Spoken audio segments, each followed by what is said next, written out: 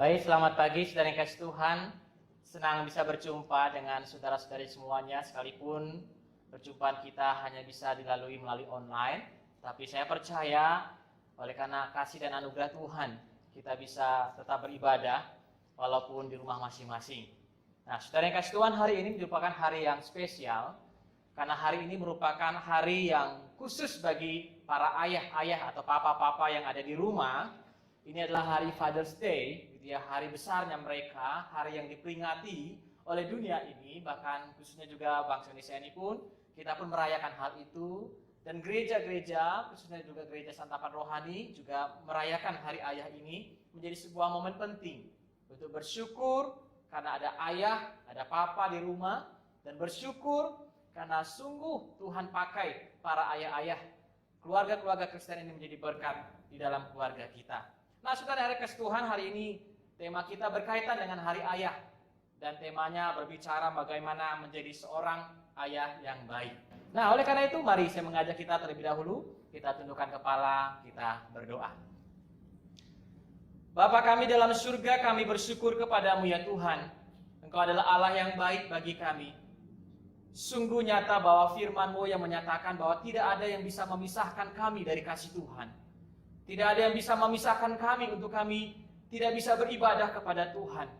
Sekalipun kami berada masih di tengah pandemi COVID-19, melalui media online seperti ini, kami masih bisa bersekutu, kami masih bisa beribadah, kami masih bisa memuji menyembah Tuhan dengan perantaraan media yang Tuhan sediakan terlebih dahulu sebelum wabah ini ada.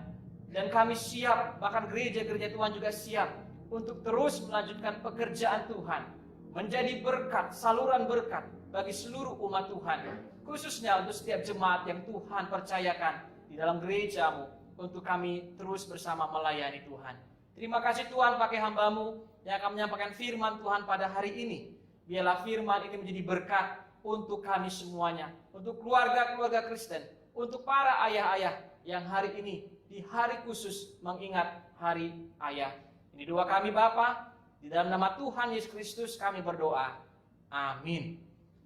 Mari saudara yang kasih Tuhan, saya mengajak kita memperhatikan kembali satu bagian firman Tuhan dari Efesus pasalnya yang ke-6. Saya akan bacakan kepada kita semuanya ayat yang pertama sampai ke-4. Saudara bisa membuka kembali Alkitab, Efesus pasal yang ke-6, ayat yang pertama sampai ayatnya yang ke-4. Demikian firman Tuhan. Hai anak-anak, taatilah orang tuamu di dalam Tuhan, karena haruslah demikian. Hormatilah ayahmu dan ibumu, ini adalah suatu perintah yang penting, seperti yang nyata dari janji ini, supaya kamu berbahagia dan panjang umurmu di bumi. Dan kamu bapak-bapak, janganlah bangkitkan amarah di dalam hati anak-anakmu, tetapi didiklah mereka di dalam ajaran dan nasihat Tuhan. Saya ulangi ayat yang keempatnya. Dan kamu bapak-bapak, janganlah bangkitkan amarah di dalam hati anak-anakmu, tetapi didiklah mereka di dalam ajaran dan nasihat Tuhan. Saudara kasih Tuhan, saya mau mengawalinya dengan sebuah kisah. Setelah saya selesai mengikuti sebuah ibadah, saudara, saya berpapasan dengan seorang anak laki-laki yang berusia 3 tahun. Dia berlari di lapangan, lalu saya memanggil dia, menyapa dia, dan mencoba berkenalan dengan dia. Saudara yang kasih Tuhan, dalam pertemuan itu, perkenalan itu sangat singkat dan langsung merasakan antara satu dengan yang lain, anak ini tidak lagi ada kecanggungan. Dia tidak merasa canggung duduk di sebelah saya, bahkan dia mengajukan pertanyaan kepada saya. Saudara tahu apa yang dia tanya? Dia berkata demikian. Om, siapa namanya? Saudara, waktu anak ini berkata demikian, tidak jauh ternyata mamanya mendengar. Lalu dia bersuara, kok panggil Om sih? Boksu, panggil Boksu. Saya hanya melempar senyum saja kepada maminya dan saya berkata, nggak apa-apa. Lalu saya bertanya kepada anak-anak laki-laki yang berusia 3 tahun ini, saya bertanya sama dia, Dek, kamu kan pasti suka main ya di rumah ya, banyak permainan ya. Saya mau nanya nih, kalau di rumah, mana yang paling seru bermain sama kamu? Papi atau mami?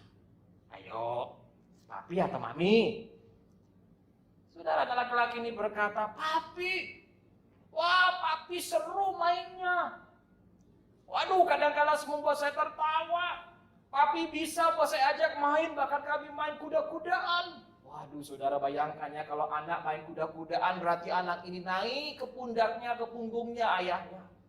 Bukannya kuda-kudaan, saya juga main pesawat terbangan. Waduh, saudara, pesawat terbang ini benar-benar berarti anak ini bermain sama ayahnya. Kalau tidak di punggungnya, di pundaknya, saudara. Lalu dia bilang begini, tapi yang lebih seru, papi itu baik deh. Kadangkala dia berikan saya kejutan, dia berikan saya coklat. Aduh, saya senang sekali. Udah main, dapat coklat.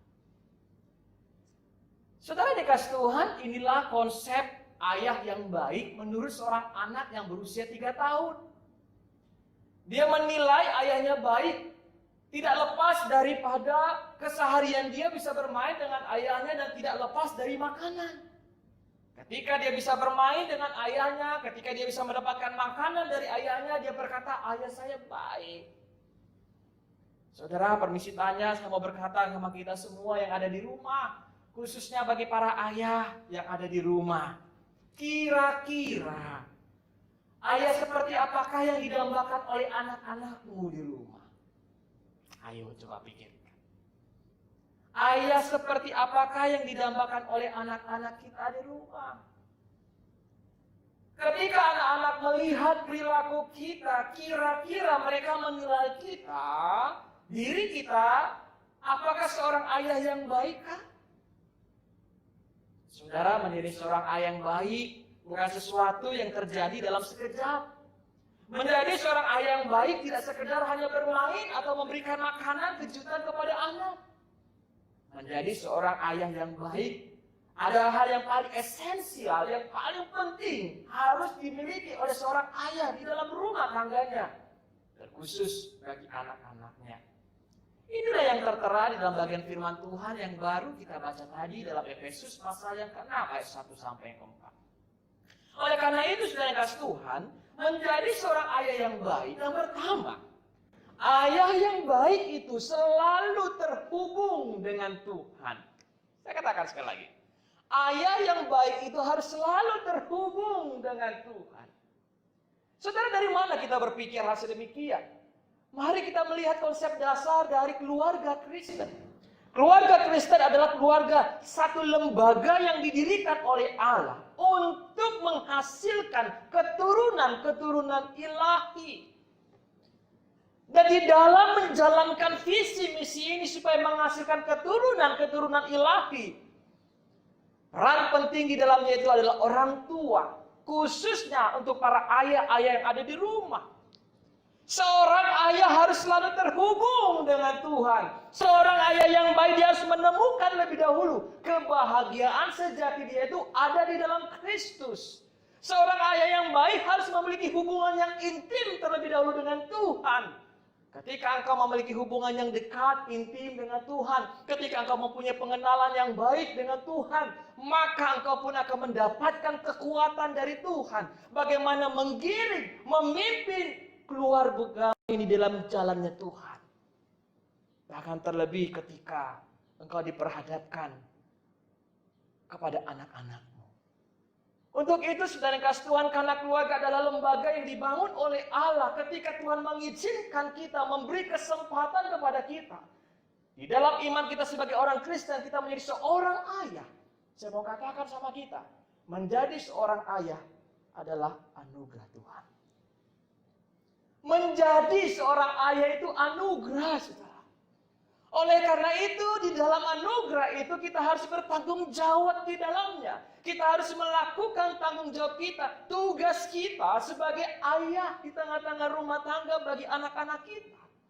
Tugas seorang ayah bukan hanya sekedar memenuhi kebutuhan jasmani, makanan, minuman, rumah, bahkan untuk biaya pendidikan anak-anak. Saudara, tugas utama dari seorang ayah adalah bagaimana dia harus membantu anggota keluarganya ini. Mereka mempunyai hubungan dengan Tuhan. Ini tugas utama dari seorang ayah. Menolong anggota keluarganya, menolong istrinya, menolong anaknya. Bagaimana mereka bisa memiliki hubungan yang baik dengan Tuhan. Inilah tugas dari seorang ayah. Ayah itu harus bisa menyentuh hal yang paling esensi di dalam kehidupan orang itu. Hal yang esensi dalam kehidupan kita adalah selalu berkaitan dengan hal yang rohani. Hal spiritualitas kita dengan Tuhan. Ayah itu harus bisa membina anak-anaknya, memiliki spiritualitas, memiliki kerohanian, pengenalan dengan Tuhan. Walaupun saudara kasih Tuhan di dalam kenyataannya, seorang ayah itu lebih banyak waktu dia di luar sana. Oleh karena mereka lah yang bekerja. Oleh karena mereka lah yang bertanggung jawab untuk memenuhi kebutuhan hari-hari mereka. Tetapi saya mau mengatakan kepada kita di sini, itu tidak menjadi alasan untuk seorang ayah mengabaikan tugas dan tanggung jawab dia menjadi seorang ayah yang baik, yang menyentuh hal spiritualitas anggota keluarganya. Saudara, seorang ayah yang baik itu harus memperhatikan kerohanian anak-anaknya, memperhatikan aktivitas anak-anaknya ketika tiba pada hari Minggu, apa yang dilakukan oleh anak-anak. Bagaimana dengan hari-hari yang lain? Seorang orang tua, ayah itu harus memperhatikan kehidupan kerohanian mereka. Saat teduh mereka bagaimana? Pembacaan Alkitab mereka itu bagaimana? Jam doa mereka itu bagaimana? Saudara, barangkali ketika saya menyebutkan hal ini bagi saudara para ayah mungkin kaget, betul? Loh, ini kan bukannya tugasnya pembina, hamba Tuhan, guru-guru sekolah minggu yang mengingatkan. Hari ini saya mau katakan kepada kita, tugas seorang ayah untuk memperhatikan aktivitas kerohanian dari anak-anaknya. Kau harus memperhatikan hal itu, saudara kasih Tuhan. Sampai kau mengajari mereka bagaimana mereka mempunyai rasa takut ketika mereka melakukan dosa. Ketika mereka sampai pada titik itu, saudara yang kasih Tuhan, dia akan tahu apa yang harus dia lakukan selanjutnya di dalam kehidupan dia. Tidak perlu ragu dan khawatir bagaimana ketika dia sudah mulai terbang dan menjauh dari kita. Karena dia sudah dewasa. Karena sejak dari dini, anak kita sudah kita bina mengenal Tuhan dan takut melakukan dosa. Saudara, para ayah yang menjadi teladan, para ayah yang ada di rumah, engkau harus mengerti bahwa engkau pun harus menjadi teladan. Menunjukkan karaktermu, kerohanianmu di dalam keluarga. Seorang ayah harus bisa membangun atau menciptakan suasana di dalam rumah itu seperti suasana surga. Aduh, saudara yang kasih Tuhan, kalau saya katakan suasana surga, itu berarti sangat bertolak belakang dengan suasana apapun yang terjadi dalam rumah kita. Mari kita menilai sampai hari ini. Sudahkah suasana di dalam rumah tangga kita? Relasi kita dengan istri kita, relasi kita dengan anak-anak kita, sudahkah seperti di surga? Suasana surga itu ada damai sejahtera, ada sukacita, ada pengampunan. Ini ada di dalam suasana surga itu, saudara kasih Tuhan. Seorang ayah yang baik, dia harus bisa menunjukkan kepada anaknya, di depan anaknya, sebuah relasi yang baik, yang sehat antara saudara dengan pasangan saudara, suami istri. Kira-kira bagaimana anak-anak kita melihat saudara dengan pasangan saudara? Adakah sesuatu yang bisa dipetik secara rohani yang menjadi teladan? Anak-anak melihat hubungan papa mamanya sehat. Anak-anak melihat hubungan komunikasi papa mamanya baik. Anak-anak melihat bahwa komunikasi keputusan antara papa dengan mama itu hampir bisa dikatakan semuanya menyatu, sama. Saudara yang dikasih Tuhan, barangkali kita tidak pernah memikirkan hal itu. Tapi hari ini saya mau mengatakan sama kita, tugas menjadi orang tua, tugas menjadi seorang ayah, tidak sekedar berbicara hal yang jasmani. Kau harus menyentuh hal yang rohani. Kau harus memperhatikan aktivitas rohani mereka. Kau harus menjadi teladan di tengah-tengah keluarga itu. Memperlihatkan kerohanianmu melalui perbuatan-perbuatan yang kau lakukan di dalam rumah. Saudara, percayalah, ketika orang tua dan para ayah-ayah yang ada di rumah hari ini, ketika engkau memiliki spiritualitas yang baik, kerohanian yang baik, dan terus terhubung dengan Tuhan, maka tidak ada alasan untuk seorang anak tidak menghormati engkau. Saya ulangi sekali lagi. Ketika orang tua, ketika para ayah, semua para ayah ini bisa memiliki spiritual yang sehat, yang terus terhubung dengan Tuhan, maka tidak ada alasan dari anak-anak untuk tidak menghormati kita. Itu berarti bahwa mereka harus menghormati kita. Oleh karena apa, saudara kasih Tuhan? Karena dalam penghormatan mereka terhadap orang tua, janji Tuhan pun itu akan digenapi dalam hidup mereka. Kenapa? Karena firman Tuhan mengatakan, hai anak-anak, hormatilah orang tuamu, hormatilah ayahmu. Karena di dalam kandungan perintah itu ada janji Tuhan yang akan Tuhan nyatakan, Tuhan berikan kepada anak-anak yang menghormati orang tuanya.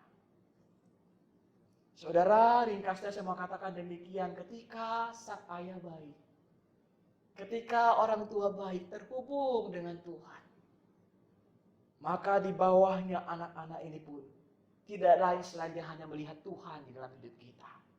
Tidak lain selain hanya dia bisa melihat keteladanan dalam hidup kita. Tidak lain selain dia melihat ada karakter Allah di dalam kehidupan kita. Makanya ada sebuah pepatah yang mengatakan, buah tidak jauh jatuh dari pohonnya. Saudara, tempat di mana saya tinggal di Pastori, ada 2 pohon jambu. Saudara, 2 pohon jambu ini ada yang ukurannya sudah lebat, tinggi sekali, saudara, tapi satu lagi tidak. Dan yang satu lagi ini sudah saya putuskan untuk ditebang saja. Saudara, 2 pohon jambu ini awalnya, saudara yang kasih Tuhan, daunnya rindang sekali, luar biasa. Tetapi semua daun itu berlubang. Setiap bulan bisa dikatakan dia berbunga dan menghasilkan buah, saudara. Saya selalu berharap bahwa buah ini bisa saya nikmati. Sampai satu kali tetangga saya, baru pertama kali dia melihat pohon jambu tiap bulan berbuah, tiap bulan berbuah. Dia berinisiatif membungkus setiap buah itu dengan plastik. Menunggu seminggu kemudian, buah itu rontok, tertampung oleh kantong plastik. Ketika dia ambil kantong itu dan dia ingin menyantap buah itu, dia hanya bisa melihat di dalam buah itu penuh dengan ulat. Saudara yang kasih Tuhan, untuk itu mengapa saya katakan, udah tebang aja di pohon satu ini, nggak ada gunanya di pohon. Kita selalu memuja-muja, menginginkan dia menjadi buah yang kita bisa nikmati, nggak ada gunanya, dipotong saja. Satu pohon sudah dipotong, saudara. Sudah benar. Buah itu tidak jauh dari pohonnya. Karena daunnya berlubang-lubang sedemikian penuh dimakani dengan ulat, saudara, buahnya pun demikian juga. Saudara, saya teringat dengan apa yang dikatakan oleh Tuhan Yesus kepada kita. Ketika hidup kita terus menempel kepada Tuhan. Terus hidup kita itu selalu bersandar kepada Tuhan. Selalu bersekutu dengan Tuhan. Tuhan berkata bahwa kita akan menghasilkan buah. Oleh karena itu saya yakin dan percaya ketika orang tua, ketika sang ayah itu selalu menempel, terhubung dengan Tuhan. Saya yakin dan percaya saudara kasih Tuhan. Bukan oleh karena upaya atau kuasa kekuatan manusia. Tapi kekuatan dari Allah pekerja, Allah kuasa Allah bekerja. Anak-anak kita tidak akan jauh dari jalan Tuhan. Tidak akan jauh dari jalan Tuhan. Karena dia melihat orang tuanya, ayahnya yang selalu terhubung dengan Tuhan. Yang selalu peduli dengan kerohanian anak-anaknya kepada Tuhan. Saudara, mari para ayah, para orang tua yang ada di rumah, sudahkah engkau terhubung dengan Tuhan? Bagaimana firman Tuhan Alkitab di rumahmu kau apakan?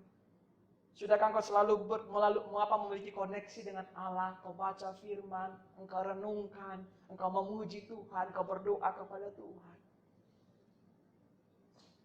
Guru yang terbaik untuk seorang anak memahami tentang karakter dan teladan adalah dari pengalaman hidup dan teladan hidup kita. Ketika anak melihat kita duduk dengan tenang, dengan teduh, berdoa dan baca firman, saya yakin sepertinya anak itu pun akan mencoba meniru akan hal itu. Mungkin awalnya dia meniru, tapi percayalah ketika Roh Kudus Allah bekerja, itu pun akan mengubahkan dia. Mari para ayah, yang pertama, jadilah ayah yang baik selalu terhubung dengan Tuhan. Yang kedua, menjadi seorang ayah yang baik, maka ayah yang baik itu harus selalu menjaga hati anaknya. Saudara ya? Yang kedua adalah ayah yang baik selalu menjaga hati anaknya. Saudara, ketika seorang ayah memiliki relasi yang terus terhubung dengan Tuhan, maka seorang ayah yang baik ini, dia tidak akan pernah mau menyalahgunakan otoritasnya. Otoritasnya sebagai ayah diberi oleh Tuhan. Saya katakan sudah dikasih Tuhan. Otoritas itu diberikan dari Tuhan. Oleh karena menjadi seorang ayah itu adalah anugerah. Di dalam anugerah itu sendiri, Allah memberikan otoritas kepada para ayah. Dan otoritas itu diberikan oleh Tuhan. Otoritas di sini bukan berbicara menguasai, bukan berbicara mengenai menindas, bahkan ingin menguasai mati hidupnya orang-orang di sekitar kita. Bukan, saudara kasih Tuhan. Otoritas yang diberikan oleh Allah kepada kita sebagai para ayah, sebagai orang tua adalah untuk menghadirkan keadilan Allah di rumah, untuk menghadirkan kasih Allah di rumah, untuk menyatakan kebenaran Allah di rumah. Inilah otoritas itu. Jadi bukan berbicara menguasai seseorang, mengendalikan seseorang, atau menindas seseorang, atau masa depan dia, bukan. Tapi bagaimana kita menghadirkan kasih, keadilan, dan kebenaran Allah itu di dalam keluarga kita. Karena apa, saudara kasih Tuhan? Otoritas yang diberikan oleh Allah kepada kita tidak bersifat mutlak. Satu waktu otoritas itu sendiri pun bisa dicabut oleh Allah ketika kita tidak bertanggung jawab menjalankan atau menjaga otoritas itu. Untuk itulah saudara yang kasih Tuhan, sebagai ayah yang baik, yang memiliki otoritas itu, Allah memberikan perintah, peringatan kepada kita. Jangan bangkitkan amarah dalam hati anak-anakmu. Jangan engkau memprovokasi anak-anakmu. Jangan engkau membuat atau menambah amarah pada anak-anakmu. Jangan membuat anak-anakmu menjadi marah. Dengan ringkasnya saya mau katakan demikian, saudara, kepada kita. Jangan berbuat sesuatu yang tidak menyenangkan hati anak-anakmu. Seorang ayah yang baik, dia mesti menjaga hati anak-anaknya. Saudara, firman Tuhan ini tidak sedang mau menyatakan, oh kalau begitu tidak boleh marah. Tidak, saudara. Oh kalau begitu tidak boleh mendisiplin anak. Tidak. Walaupun memang ketika kita mendisiplin anak kita, bisa kemungkinan respon yang kita dapatkan dari anak itu, ada rasa kesel kepada kita, ada rasa marah kepada kita, ada penolakan kepada kita. Akan tetapi saudara yang kasih Tuhan, bagian ini tidak mau mengatakan bahwa kita tidak boleh mendisiplin anak, tidak boleh marah kepada anak. Tidak. Tidak itu poinnya. Karena di bagian firman Tuhan yang lain pun dikatakan bagaimana Allah pun mengambil tindakan mendisiplin anak-anaknya, mendisiplin orang-orang percaya, memberikan ganjaran kepada mereka. Sebenarnya sebagai sebuah bukti bahwa Allah mengasihi mereka. Allah tidak ingin kita terus berkecimpung atau tinggal di dalam kesalahan kita, di dalam dosa kita. Ganjaran yang diberikan oleh Allah itu, kita didisiplin oleh Allah itu adalah supaya kita balik kepada Dia. Bertobat kepada Allah, meninggalkan kesalahan itu. Dan Tuhan memberitahukan itu kepada kita. Barangkali sudah yang kasih Tuhan, kalau tidak ada bagian firman Tuhan yang menjelaskan maksud daripada Tuhan mengganjar kita, mendisiplin kita, mungkin kita punya penilaian Tuhan itu jahat.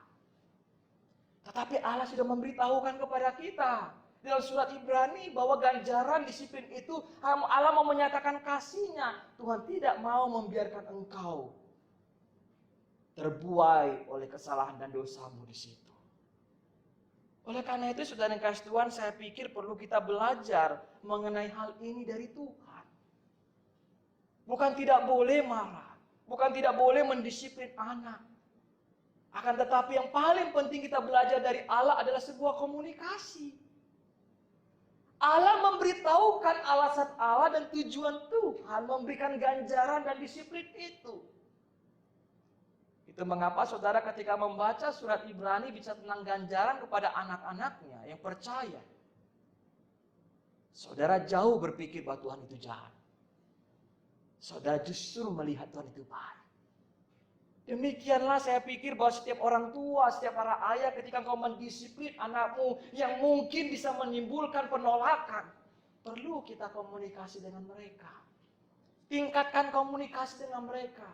Sampaikan tujuan dan maksud kita. Mengapa kita melakukan itu terhadap mereka? Bukan karena kita membenci mereka, tapi karena aku mengasihi engkau. Saudara, inilah tugas dari seorang ayah yang baik. Dia harus menjaga hati anak-anaknya. Tidak perlu berbuat sesuatu yang tidak menyenangkan anak-anak. Khususnya saya memberikan satu contoh yang praktis. Termasuk saudara kasih Tuhan. Ketika kita bercanda atau iseng dengan anak kita. Saudara pernah iseng bercanda sama anak? Sampai anak saudara marah, saudara. Jengkel dengan saudara. Karena ternyata saudara melakukan itu tidak pada waktu dan tempat yang tepat. Saudara, mungkin kita tidak pernah berpikir bahwa candaan dan keisengan kita itu akan melukai hati anak. Saudara pun pasti pernah kan? Oleh candaan dan isengnya teman-teman, saudara merasa terluka, sakit hati. Saya pikir hampir sama, anak pun bisa demikian.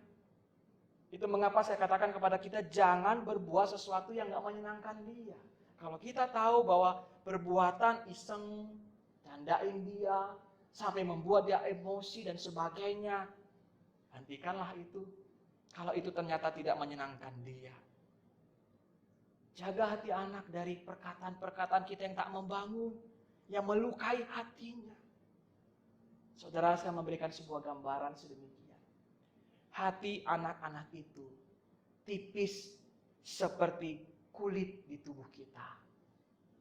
Saya ulangi, saudara. Hati anak-anak itu tipis setipis kulit di tubuh kita.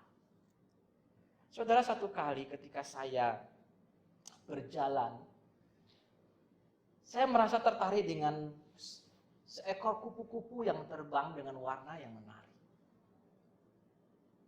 Saya berpikir ingin menangkap kupu-kupu itu kemanapun dia terbang.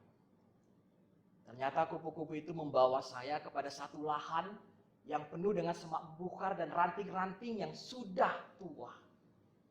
Mau tidak mau karena tertarikan itu saya menerobos tempat itu. Dan tanpa sengaja, saudara kasih Tuhan, tangan saya menyentuh ranting yang sudah tua dan begitu tajamnya itu. Merobek tangan saya. Awalnya saya bilang, ya udah, saya mau tetap cari lagi. Makin masuk, makin banyak. Goresan-goresan di kulit saya. Saya keluar dari tempat itu, saya berpikir, aduh, kok bisa banyak seperti ini goresannya? Saudara, kulit saya banyak tergores, banyak luka. Bahkan ketika goresan itu makin dalam dan makin besar, makin menganga luka yang ada. Karena air pun merasa perih rasanya. Saudara yang dikasih Tuhan, bukan hanya perih. Bukan hanya sekedar luka. Tapi luka itu meninggalkan bekas.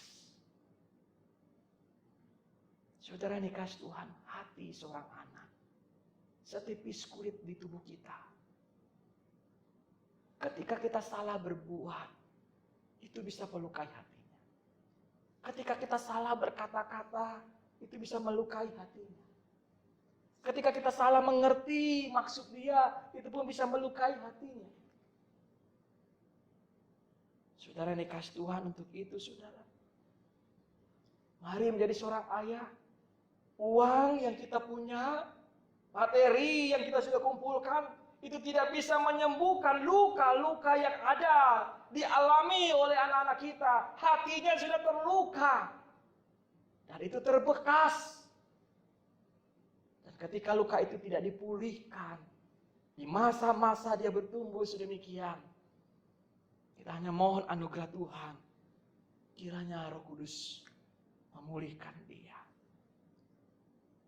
Saudara, menjadi seorang ayah yang baik tidak sekejap itu terjadi.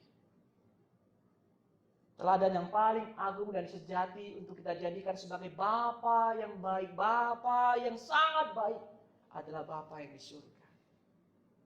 Bapa yang di surga yang mengasihi kita anak-anaknya. Bapa yang di surga yang mendengar keluh kesah kita. Bapa yang di surga yang memulihkan hati yang terluka.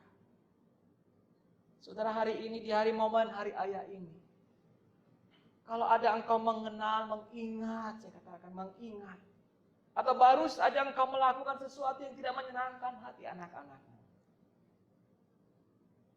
jangan sampai dia terluka dan meninggalkan luka. Saya pikir momen di hari ayah adalah momen untuk kita bisa mengalami pemulihan.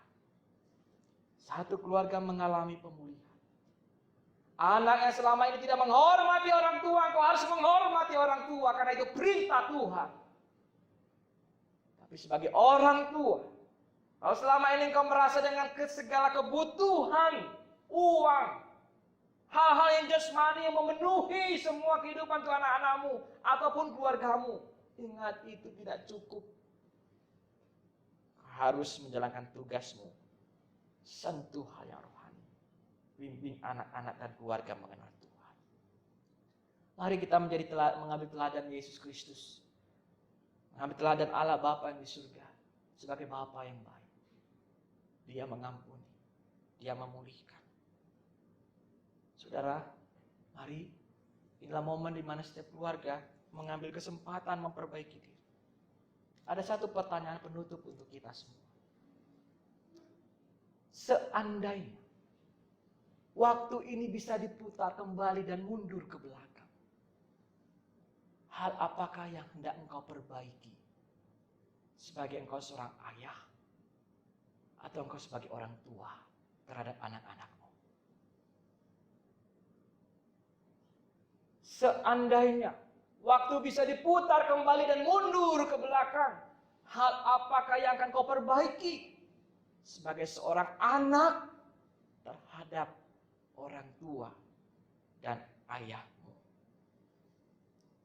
Mari jemaat GCRI Sunter, di dalam masa di mana satu keluarga Kristen, kau harus bersatu, bersehati, beri kesempatan masing-masing anggota keluarga kita untuk dia berubah. Beri kesempatan suamimu, beri kesempatan ayahmu, beri kesempatan ibumu, istrimu, beri kesempatan anakmu untuk berubah dan dipulihkan oleh Allah. Kiranya kita memiliki keluarga Kristen yang mengasihi mencintai Tuhan. Ingat dua hal tadi. Ayah yang baik adalah menjadi seorang ayah yang harus terhubung selalu dengan Tuhan. Yang kedua, ayah yang baik adalah ayah yang selalu menjaga hati anak-anaknya. Selamat Hari Ayah untuk para ayah. Mari anak-anak ucapkan kepada ayahmu, peluk dia, cium dia, dialah ayahmu. Tak tergantikan karena dia adalah hadiah terbesar dalam hidupmu. Beri kesempatan untuk dia berubah. Kita tundukkan kepala, kita berdoa. Bapa di surga, sempurnakan firman-Mu ini Tuhan, dari segala kekurangan dan kelemahan yang ada. Biarlah kuasa Roh Kudus Allah bekerja, mengingatkan kami semua adalah keluarga-keluarga Kristen, satu lembaga yang Tuhan dirikan untuk kami menghasilkan keturunan-keturunan ilahi. Ingatkan kami khusus sebagai ayah, bahwa kami punya tugas yang esensi, tugas yang utama, tugas yang paling penting di muka bumi ini. Khususnya ketika Tuhan menempatkan kami menjadi seorang ayah. Biarlah kami menjalankan tugas kami.